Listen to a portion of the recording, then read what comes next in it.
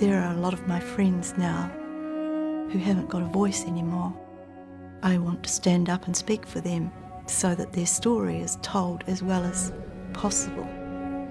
I believe that those who tell stories have a responsibility of doing it the best way they can. We went to New Zealand to meet the loved ones of the characters in the story. Jason came over in September 2013 with the producers and with Balthazar Kornkur, the director. They all impressed us with their stated aim to try to make as authentic a production as possible. Yeah, what are we doing in a planet? Everyone I met, the first thing they said was, tell me more about this person. How did they act on the mountain? How do they speak? How do they move? It was really quite extraordinary. I'd never heard their side or met these people and then heard their experience of it and their thoughts on it all. Jason was taking his role as playing Rob really to heart. He wanted to know so much more than just about Rob as it happened in the story. I was working as a doctor in a high-altitude medicine clinic, and Rob Hall and his climbing partner Gary Ball were trekking through on their way up to try and ascend Everest. Rob invited me, not out to dinner, but to go and climb with him in Alaska. So that was our first date, so to speak. So that was rather wonderful. He was a natural leader and a gentleman, not prone to making snap decisions. He was a man that I would have followed in the mountains. Everybody in our group held him in very high esteem. He's just a great guy. He had a sense of confidence, not just in himself, but also that this whole group was going to come together and function well as a team. Our bodies will be literally dying, and I mean literally dying. So the game is, can we get you up to the top and down to the bottom before that happens? You sure can. In the 96 year, the team that we had was a really good one. Everybody got on well. They were a team. I'm on the top of Everest, Helen. We made it.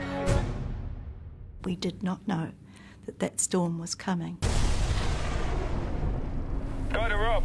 You've got to get yourself down. A storm coming at you is different than a storm coming up underneath you. And so you're in great shape 1 second, 2 or 3 minutes later, it's trying to blow you off the hill. The weather was bad, and there was still more than 20 people out at nightfall. Get out there! I need help! I didn't really think I was going to live through it. In fact, I was absolutely certain I was dead. Everest during the day and Everest at night are two different places, and one of them you really don't want to be on. I have no idea why I opened my eyes.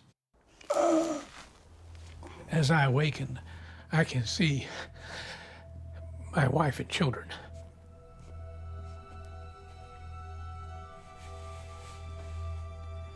As if they were just standing in front of me. And it drives me to my feet. When it came right down to it, I just wasn't ready to die. And I was going to keep moving and keep trying until I was taken down. But one way or the other at that point, I was absolutely confident whatever was required, I was going to walk out of this place. Early in the morning of the 11th of May, I heard a voice and I said, "That's Rob," and I just scrambled to the radio.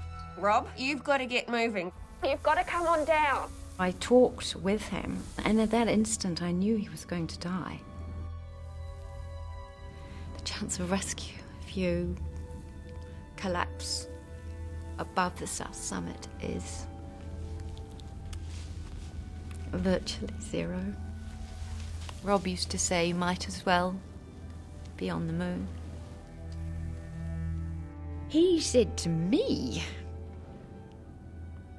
"Don't worry too much." And I hugged my 33-week pregnancy, and didn't feel alone. When they all came back to New Zealand, I was given a letter signed by all the Sherpas, the base camp ones and the mountains. They wrote, "Dear Dr. Jan, we're sorry we couldn't rescue Rob. Too much windy on South Col." And then all their names.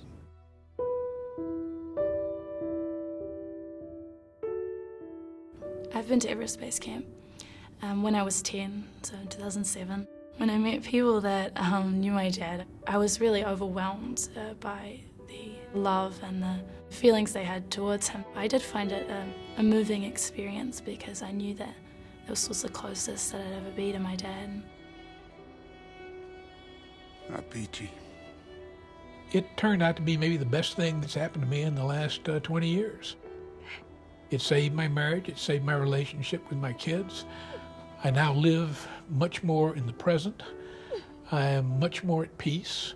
If I knew every bit of pain, every bit of loss, I'd do it again in a heartbeat. I think we do need to shine the light on people who do extraordinary things, and that is my hope. And people see those things and think, we can do extraordinary things.